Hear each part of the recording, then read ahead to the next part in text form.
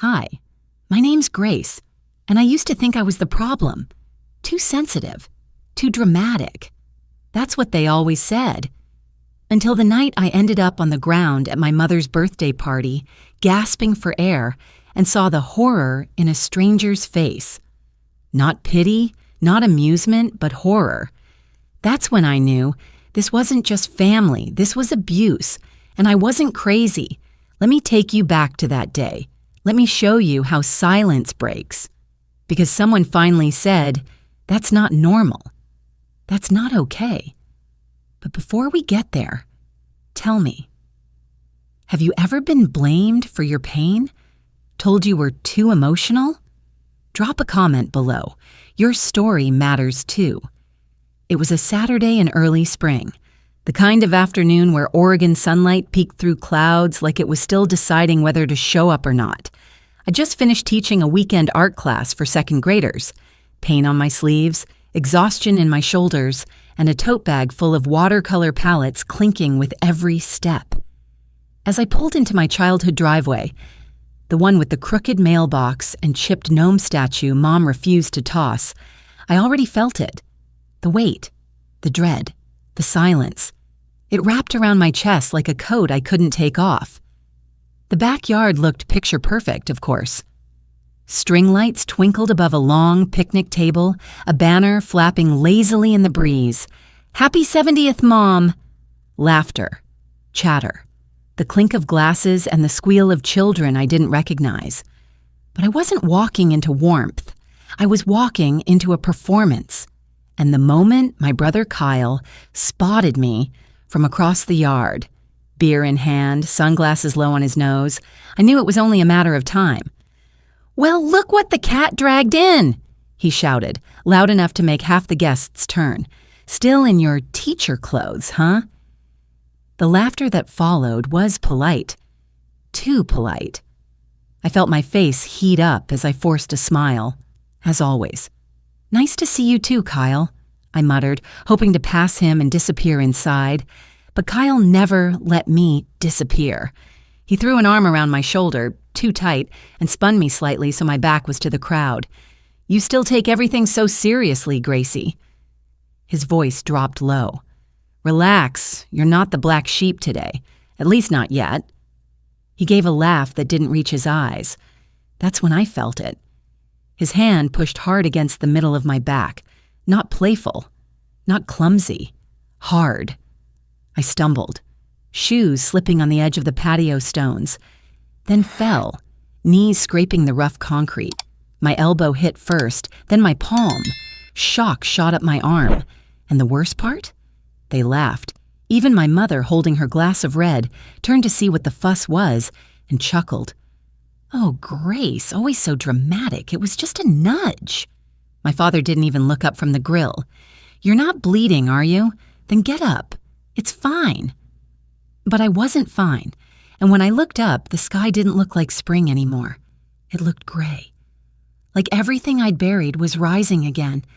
That was the moment my smile broke. The moment someone else, someone I didn't know, stepped forward from the crowd with a gasp. She didn't laugh. She didn't look away. She said 6 words that changed everything. "You shouldn't push people like that." I tried to stand quickly despite the pain radiating from my elbow and the sting in my palm. A throb pulsed up through my arm like an old bruise being reawakened. But that wasn't the part that hurt the most. What hurt was that someone had seen it. The young woman, early 30s, hair pulled into a neat ponytail, button-down shirt tucked into slacks, was kneeling beside me now, her eyes scanning mine with something unfamiliar at family gatherings. Concern. "Are you okay?" she asked, voice low but steady. "I'm fine," I said out of habit, the words worn into my mouth from years of practice. She frowned. "It doesn't look fine." Before I could respond, a voice broke through the air behind us. "Eleanor, that you?" She turned. Kyle was walking toward us, beer in hand, mirrored sunglasses pushed up into his messy hair. His tone was fake friendly, the kind people use when they know they're being watched. "Didn't even recognize you without the braces and glasses," He chuckled. You used to be in Grace's class, right? Eleanor. Of course. I remembered her now. The quiet kid with the sketchbook who used to sit in the back row, always turning assignments in early, always watching everything. Yeah, she said flatly. She was kind to me. Kyle laughed. Come on, it was just a joke. Grace is always like this. But Eleanor didn't back down. She stood up, straightening her shoulders. She fell hard. You don't shove people, joke or not. The yard went quiet, not silent but uneasy, a kind of stillness where everyone suddenly remembers how heavy a drink is in their hand. I could feel the eyes again, watching me, judging me, filming me. One woman seated by the drink station had her phone out, pointed right at us, not to call for help, just to capture the drama. My stomach churned. Eleanor looked at me again. Do you want me to stay? I hesitated. Part of me wanted to say no, to protect her. But another part of me didn't want to be left alone. She nodded slightly. Okay, I'm staying. I sat on a weathered bench near the side fence, clutching a melting paper plate of cake I didn't want. The string lights above the patio twinkled like nothing had happened. Kids ran through the grass. Someone turned the music up just a little. And my parents? Laughing again? Kyle was back at the grill, tossing burgers with one hand and telling stories loud enough to gather a crowd. My mother sat nearby, swirling her wine. My father leaned back in a plastic Adirondack chair, arms crossed, eyes scanning the yard like he was the host of a talk show. I was the punchline. Again. Eleanor returned with an ice pack from the freezer, wrapped in a dish towel. Let me, she said gently, pressing it against my elbow. The cold hit hard, but it grounded me. Do they always treat you like this? She asked softly. I didn't answer. She sat next to me. I know what it's like, to be the one they laugh at, to be told you're too emotional when you're actually hurting. I looked at her then, and there was something in her eyes, not pity, recognition. Thank you, I whispered. That's when it happened. A child running past knocked over a small drink cart near the corner of the patio. The crash was loud. A tray of glasses shattering, metal legs buckling, lemonade spilling across the bricks. Everyone turned. Reflexively, Eleanor reached out. Not to stop the cart, but to keep me from falling back. Her hand brushed against mine. I screamed. It wasn't just a yelp or gasp. It was sharp, raw, pain lancing through my wrist, electric and instant. Eleanor's face changed, her brow furrowed. Grace, you need a doctor? Kyle barked from across the yard. Oh my God, are you kidding me? A cart fell and she's acting like someone shot her. My father stood up again, exasperated. Give her a napkin and she'll write a whole poem about it. Laughter rippled, but not from Eleanor. She turned to the crowd, her voice louder than I'd heard all day. Does no one else see this? She's hurt. This isn't funny. A few people paused. One woman lowered her phone. Someone else set down their drink. Then Eleanor looked at me. We need to go. I'm taking you to the ER. I don't remember the walk to her car, just that she looped my arm gently over her shoulder and helped me up. No one stopped us. No one said a word, but I heard them. Kyle muttering, "This is ridiculous." My mother calling out, "At least say goodbye." My father clapping once, slowly. Unbelievable, ruining your own mother's birthday. But none of it landed the way it used to, because this time, someone saw. The car ride was quiet. Eleanor drove with one hand on the wheel, the other reaching over occasionally to check that the ice pack stayed in place.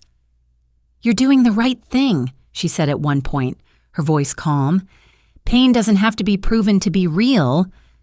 I blinked back tears. I didn't know how to respond. For so many years, I'd believed them, that I was dramatic, that my pain was imaginary, that if I just toughened up, smiled more, said less, I'd be lovable. But here I was, arm throbbing, truth rising like smoke I couldn't push down anymore. We pulled into the emergency entrance of the local hospital. I've got you, Eleanor said as she parked. "You're not alone." And for the first time, I believed it. The fluorescent lights buzzed overhead as Eleanor helped me through the automatic doors of the ER. The hospital smelled like antiseptic and hand sanitizer. Sharp, sterile, unforgiving. I clutched my wrist, still wrapped in the now warm dish towel, and tried to keep my breathing steady. At the front desk, Eleanor gave her name and mine. "Injury to the arm, possibly fractured, sharp pain, limited movement." The intake nurse, a man with kind eyes and a sharp ponytail, nodded and led us to a triage bay. He offered a wheelchair, but I shook my head. "I'm fine," I said reflexively. Then I flinched at my own words. Eleanor shot me a look but didn't say anything. Within minutes, I was seated on a narrow hospital cot, elbow elevated, wrist beginning to swell. I could feel the stiffness creeping in, the ache pulsing in time with my heartbeat. The cold from the ice pack had long since faded. A young nurse came in to take vitals. Her voice was gentle, her hands practiced. "Any previous injuries to the area?" "No," I replied too quickly, then paused. "Maybe. I don't know." She looked up at me for a moment, then nodded. 15 minutes passed in silence before a doctor appeared. Middle-aged, salt and pepper hair, soft wrinkles etched into his forehead from years of concern. His name badge read, Dr. Alan Reed. He greeted me with a firm handshake and sat beside the cot with a small tablet in hand. "We'll get an X-ray," he said, "and possibly an MRI if we suspect ligament or nerve damage. Are you in pain now?" I nodded. "How would you rate it, from 1 to 10? 7, I said quietly.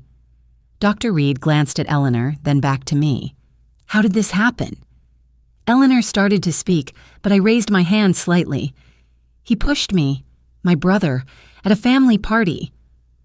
Dr. Reed didn't flinch. He just nodded, scribbled something on his tablet. "He's done it before," I said, voice barely audible. "They've all done things before." For a moment, I expected him to laugh, or worse, smile politely and move on. Instead, he set the tablet down and folded his hands. "Grace," he said gently, "you're safe here, and I need you to understand that what you're describing, that's not okay. You know that, right?" I nodded, but I wasn't sure I really did, not until that moment. "We'll run a full scan," he continued. "Not just for today's injury. I want to check for older fractures. Is that okay?" My throat tightened. I swallowed hard. "Yes." The X-ray tech wheeled me to radiology. As I lay still on the cold table, the hum of machines echoed around me. I stared at the ceiling tiles, counting the cracks between them to stay calm. The technician gently adjusted my arm and I winced. "Sorry," she whispered. "It's okay," I said, but inside something cracked, because this time, someone noticed the pain. Back in the triage bay, Eleanor sat waiting. She looked up when I returned, setting aside the book she'd been pretending to read. "Everything okay?" she asked. I nodded.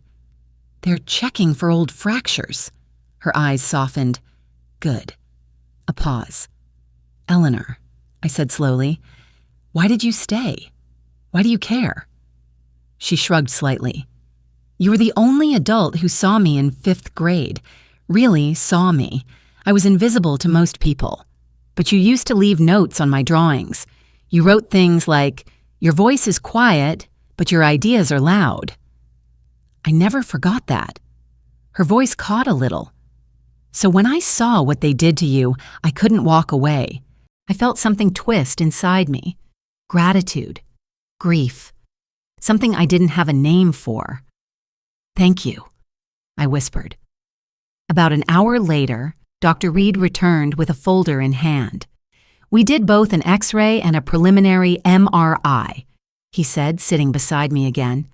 "The wrist is fractured. A clean break. But we also found signs of prior injuries." I stared at him. "What kind of injuries?" He flipped open the folder and turned the screen toward me. "These," he said, pointing at faint lines across the image, are hairline fractures, healed unevenly, not recent, probably months, maybe years old. There's also slight misalignment here in the elbow, which suggests repeated trauma. I blinked, trying to make sense of the shapes. You mean, like from falling? Dr. Reed looked at me gently. Could be, but multiple times, across years. It's rare for someone to have this kind of injury history without a pattern. A knock interrupted us. A tall man in plain clothes stepped inside, sharp blazer, worn leather shoes, and a badge clipped to his belt. Detective James Thatcher, he introduced himself. Hospital staff flagged your file. I'd like to ask a few questions if you're up for it. I hesitated. Dr. Reed didn't push. Only if you feel safe. I looked at Eleanor. She gave me a small nod, and for once, I didn't feel alone. Detective Thatcher pulled up a chair, flipping open a small notebook. I'm told your injury may not have been an accident, he said gently. I nodded. Can you tell me what happened? I took a breath, shaky, uncertain, and said the words I hadn't let myself speak for decades. My brother shoved me, hard. I fell. That part's today. But growing up, he used to hurt me all the time. He thought it was funny. My parents always laughed, said I was overreacting. Thatcher scribbled something, then looked up. And today? Did your parents witness the incident? Yes, I said, my voice breaking. And they laughed again, told me to walk it off. He nodded. And has anyone else witnessed this behavior before? I glanced at Eleanor. I did, she said immediately. I saw him shove her, I saw her fall, and I saw her in pain. The detective nodded again. Calm. Steady. That's important. Thank you. When he left the room, I turned to Eleanor. They're going to hate me for this. She didn't deny it. She just placed her hand over mine. Maybe, but that's not your fault. Dr. Reed returned with a sling and a printed copy of the scans. You'll need a follow-up in orthopedics next week, he said. But I want you to have this, in case anyone tries to tell you it wasn't real. I stared at the images, the fractures, the history, evidence, not just of what happened, but of what was always happening. My voice shook. I'm not making it up. No, he said, you're not. And something in me, something buried deep, finally began to unravel. Not from weakness, but from relief. Because for the first time, I was believed. It had only been 20 minutes since the detective left, since Dr. Reed handed me the MRI scans that proved what I'd always suspected, but never said aloud. I was hurt. Over and over again, and it wasn't my imagination. Eleanor had gone to the cafe down the hall to get me tea. I sat quietly on the hospital cot, fingers tracing the edge of the printout, my fractured wrist held in a sling, my pulse finally slowing. For the first time, I didn't feel crazy. And then, the door creaked open. I didn't need to look up. I recognized the sound of those shoes. My mother walked in first, still in her heels from the party, coat slung over one arm like a cape. Her lipstick was smudged, but her expression? Perfectly composed. My father followed behind. No nonsense as ever, jaw tight, arms crossed. Kyle trailed them both, sunglasses gone now, but his smirk intact. The air in the room changed instantly. I sat up straighter. Grace, my mother began, voice sweet like syrup. What is all this? The hospital? Police? Really? I blinked. You saw what happened. She waved a hand as if dismissing a minor inconvenience. It was a shove. You fell. Why is everyone acting like you were pushed off a building? Kyle laughed softly behind her. My father stepped forward. We've been trying to call you. Eleanor told the nurse not to let us in. I nodded. I asked her to. Silence. My mother's mouth twitched. You asked her to keep your own family out? She's the only person who believed me, I replied. Everyone else laughed. Kyle scoffed, because it was funny. It's always been funny. You've always been such a... Don't. My voice cracked sharp across the room. Kyle raised his hands in mock surrender. Wow, look at you. Tough girl now, huh? Dr. Reed appeared in the doorway, his presence like a shield. Is everything all right in here? He asked. My mother turned to him instantly. Doctor, thank you for your help. We're just trying to clear up a misunderstanding. Grace is, well, she tends to dramatize. I flinched. Dr. Reed didn't. He kept his eyes on me. Grace, do you want them here? I shook my head. My mother gasped. Excuse me? I want them to leave. Kyle laughed again, bitter this time. You're really doing this? Yes, I said, my voice shaking. Because if you stay, I won't be able to breathe. Dr. Reed turned to them, his tone calm but firm. I'm going to ask you to step out. This is now a legal matter and Grace is entitled to privacy. But she's our daughter, my father protested. Dr. Reed met his eyes. She's also an adult and a patient, and she has asked for space. Kyle muttered something under his breath, but the door closed behind them. I sat there, shaking, heart pounding so hard it made my injured arm throb. A few minutes later, Eleanor returned with the tea. She paused when she saw my face. They came, I whispered. She nodded. I know, I saw them in the hallway. They didn't look happy. They never do when I speak up. Eleanor placed the cup gently in my hand. But you did. You spoke up, and you didn't fold. I swallowed. They'll never forgive me. Maybe, she said softly, but maybe that's not your burden anymore. A nurse came by to check my sling, and I was discharged an hour later with instructions and follow-up appointments. Eleanor offered to drive me home. I hesitated. I don't want to go back to that house. You don't have to, she said. Come stay at my place for a few days. It's quiet, no pressure.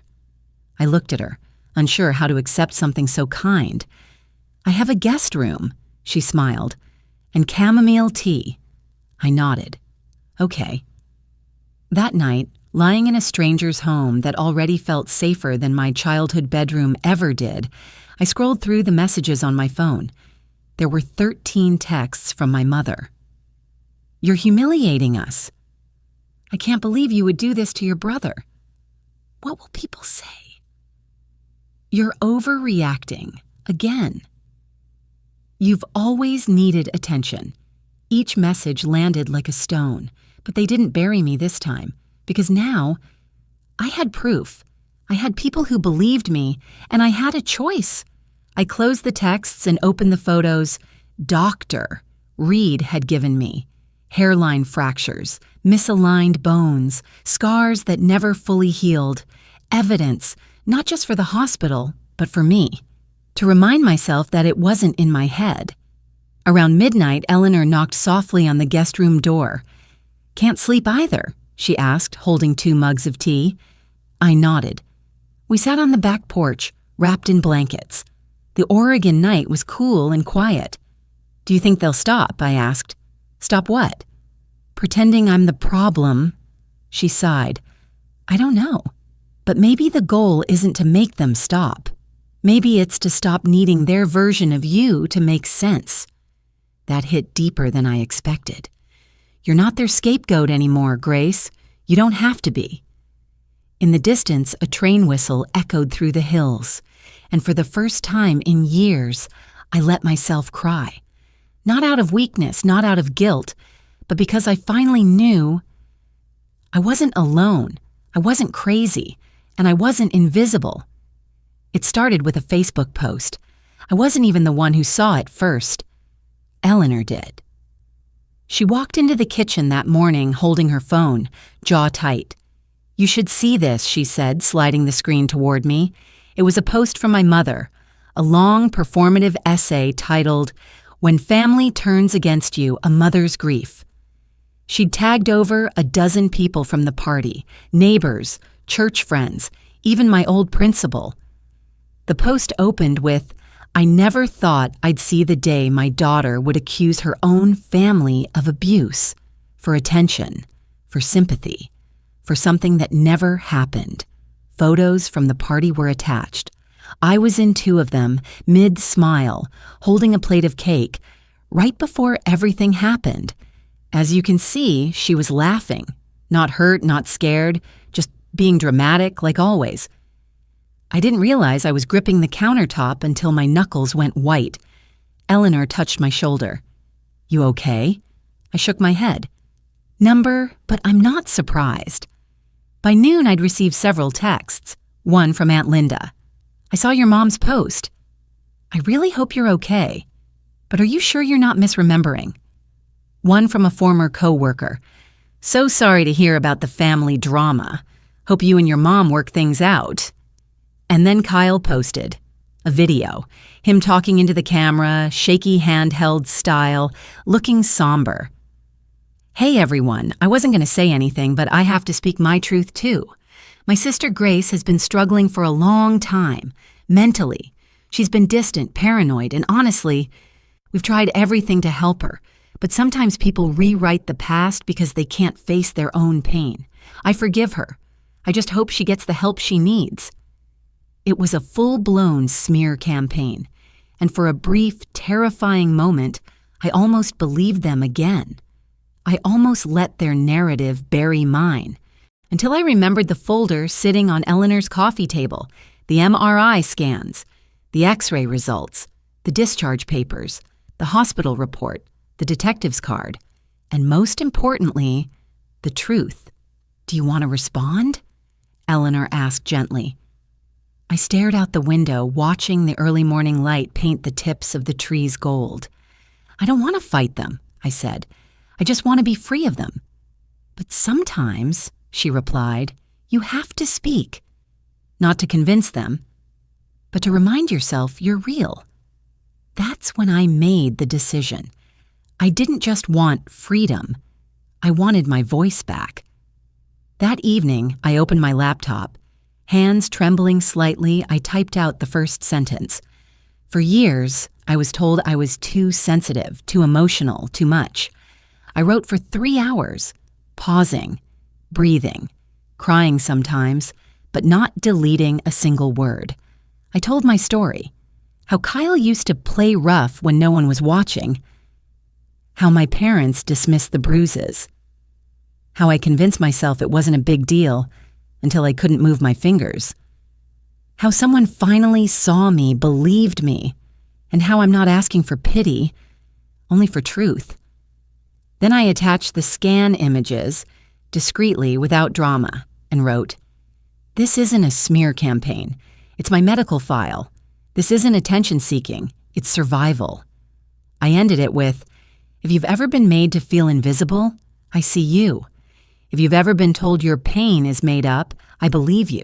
If your family tells a different story, that doesn't erase yours." Then I hit post. The next 24 hours were a blur. The post spread fast, not viral, not sensational, but steady. Dozens of former students messaged me, "You always believed in us. Now we believe in you." Old friends I hadn't spoken to in years reached out. "I remember how they treated you. I was too scared to say anything then. But I'm proud of you now." One woman, a cousin I barely knew, messaged privately, "I used to think I was the only one." And then came the silence from my family. No responses, no follow-up posts, no apologies, just quiet. Eleanor poured tea later that evening, raising her mug in my direction. "To truth," she said. I clinked my mug against hers. "To reclaiming it." But not everyone was silent. Detective Thatcher called 2 days later. "We've opened a case," he said. "Based on your testimony, your medical files, and the witness statement from Eleanor, we're moving forward."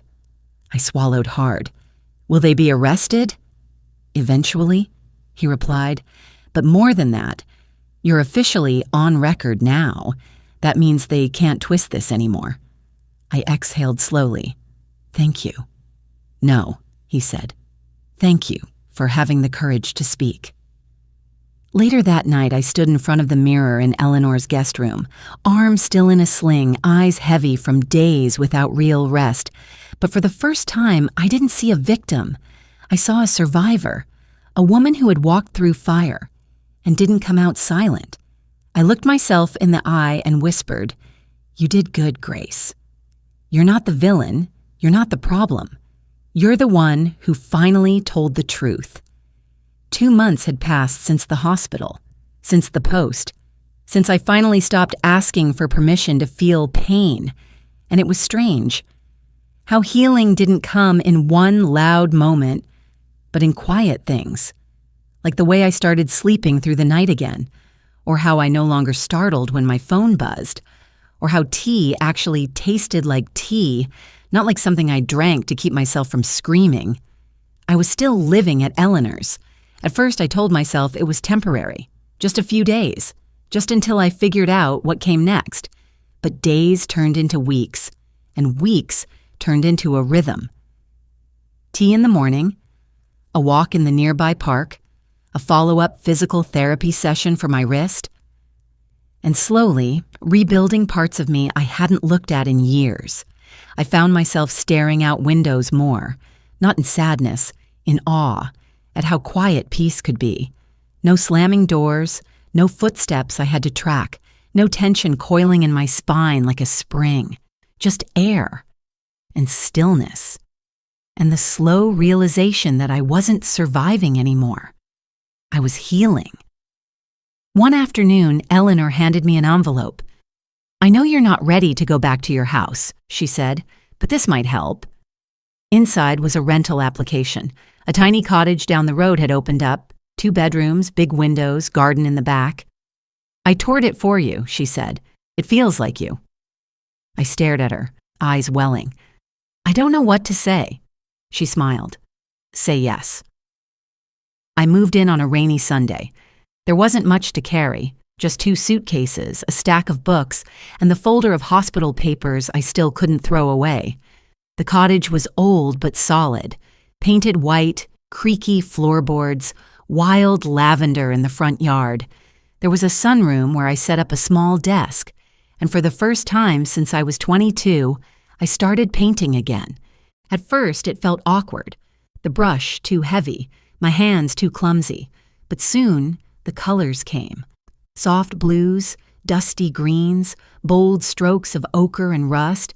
I didn't paint faces, I painted spaces, rooms that felt warm, windows wide open, tables set for one, but with care.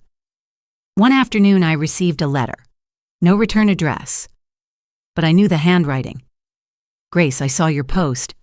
I read the whole thing. I don't know what to say. I don't remember it the way you do, but I can't deny what the doctors found. Maybe we both lived in different versions of the same house.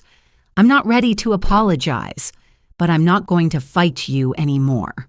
Kyle." I read it 3 times. Not because I believed it was an apology. It wasn't, but it was something I never thought I'd get. A crack in the armor. An acknowledgement. I didn't write back, because for once his closure didn't matter more than mine. Every Tuesday I started volunteering at a women's resource center in town. Mostly I made coffee, sorted clothes, handed out pamphlets. But sometimes someone would sit across from me, eyes wide and watery, whispering stories that sounded just like mine.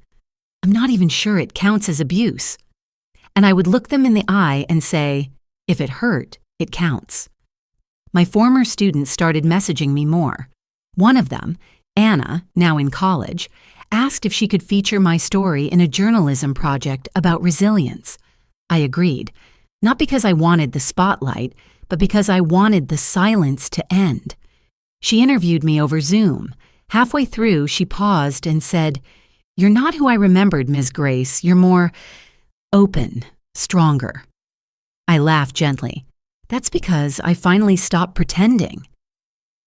Spring melted into early summer. The cottage windows stayed open most days. I painted. I read. I learned to cook for joy, not survival. The nightmares faded. The shame didn't return, not because it had disappeared, but because I stopped feeding it with secrecy. One morning, I stood in front of the mirror, hair still damp from the shower, fresh sun on my shoulders, and I whispered, "I love who I'm becoming." That was new. That was real. Sometimes I thought about my family, not with rage anymore, with distance, clarity. They still hadn't reached out, not really, but I no longer checked my phone expecting them to, because I didn't need them to change in order to heal. I had changed, and that was enough. It wasn't some big event, no spotlight, no stage, no applause waiting at the end, just me, a folding chair, a microphone clipped to my shirt, and a small group of women gathered in a sunlit room at the community center. It was a monthly support group, nothing fancy. Some had been coming for years. Some were new, some still didn't talk, just listened. I wasn't there as a therapist or an expert. I was there as someone who had walked through it, survived it, and finally stopped pretending it didn't matter. "Whenever you're ready, Grace," the organizer said, smiling gently. I took a breath, and I began. "My name is Grace. I'm 45 years old. I'm a teacher, an artist, and for most of my life, I believed I was the problem." Someone shifted in their chair, a soft rustle. I was raised in a house where silence was normal and pain was something you brushed off, where teasing was never just teasing and family first really meant don't embarrass us. I paused. My brother used to push me, call it jokes. My parents called it siblings being siblings. I called it normal. A woman across from me, maybe in her 60s, nodded slowly. It wasn't until I was pushed at a family party, in front of everyone, and couldn't move my hand, that something broke open inside me. I took another breath, slower this time. That night, a stranger, actually a former student of mine, spoke up when no one else would. She helped me get to a hospital. They ran scans, they found fractures, old ones, new ones, evidence of what I'd been carrying for years. The room was quiet now, but not tense, just present. My family called me dramatic, said I was rewriting history, posted about me online, said I needed help. I smiled, but not bitterly. They were right. I did need help, but not the kind they meant. I needed help to remember that what I felt mattered, that pain doesn't have to be visible to be valid, and that silence isn't the same as peace. A few heads nodded. I moved out, started therapy, found a community of women who didn't flinch when I spoke my truth. I looked around the room. Women like you. After I finished, no one clapped. That wasn't what this space was for. Instead, someone across from me reached for a tissue. Another woman whispered, "Thank you." And then, one by one, they started to speak about bruises, about guilt, about the loneliness that lives under years of gaslighting. And as I listened, I realized telling my story wasn't the end. It was the beginning.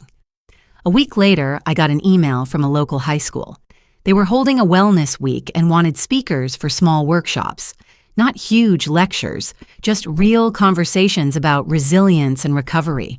I hesitated, then replied, I'd be honored. I spoke to a group of juniors in an art classroom that smelled like glue sticks and acrylic paint. I talked less about what happened to me and more about what I learned from it. Sometimes the loudest thing you can do, I told them, is speak when you've been told to stay quiet your whole life. A girl in the back raised her hand. But what if your family never believes you? I smiled gently. Then you believe yourself louder. That night I sat in my little cottage, candles glowing, window cracked open to the sound of night frogs in the garden. I opened my sketchbook, not to paint, just to write. A letter, not to Kyle, not to my parents, not even to Eleanor, but to the girl I used to be. Dear younger me, I'm sorry. I'm sorry I didn't protect you sooner. Sorry I let their voices drown out your truth, but I see you now. I know how hard you tried to be good. I know how many nights you cried without anyone noticing. You didn't deserve what happened. You weren't too sensitive. You weren't too much. You were just a girl trying to survive. And now you're a woman who finally can. I love you. I've got you now. Grace. I folded the letter and tucked it into the drawer beside my bed. Then I turned out the light, and for the first time in a very, very long time, I slept without a single bad dream. You don't need their apology to begin healing. You don't need their love to be whole. And your voice, no matter how long it's been quiet, still belongs to you. Thank you for watching. If this story touched something inside you, please like, share, and subscribe. And remember always, you are not your silence, and your story deserves to be heard. At first, the silence hurt, but then I realized silence can be sacred. I lit a candle, cooked myself dinner, put on soft music. I was alone, but I wasn't lonely, because for the first time, I wasn't abandoning myself to keep anyone else comfortable. Mia came by that evening with a small gift bag. Inside was a keychain, simple, leather, engraved with 2 words. You stayed. I held it in my palm, throat tightening. She smiled. You stayed with yourself, Lena. That's more than most people ever do. A few months later, I stood on the porch one morning, tea in hand, watching the sun rise over the hill, the same porch I'd stood on 100 times before. But this time, I wasn't waiting for someone to open the door. I was already home. I don't know if my family will ever come around. Maybe they won't. Maybe they're not supposed to. Not everyone gets a perfect circle. Some of us get broken lines and still learn to draw something beautiful with them. One day, I walked down to the beach with a notebook. I wrote, "The house I paid for wasn't the home I thought it would be, but maybe that's the point. Maybe home isn't what we return to. Maybe it's what we choose, piece by piece after everything falls apart. This life, this quiet, healing, imperfect life, it's mine now. And no one gets to take it away again. Not with guilt, not with silence, not with promises of love that come with conditions. The key was never theirs. The key was never mine, because I was never locked out. I just hadn't realized I was the door. This wasn't a story about revenge. It was a story about release, about walking away, not in anger, but in truth. If you've ever been used, dismissed, or made to feel small by those who should have protected you, let Lena's story remind you. You don't owe anyone your silence. You don't have to shrink to keep the peace. And healing? It doesn't always come with apologies. Sometimes it begins the moment you choose yourself. Thank you for watching. If this story touched something deep inside, please like, share, and subscribe. And remember, you are not too much. You are not too late. And your story, just like Lena's, is worth reclaiming.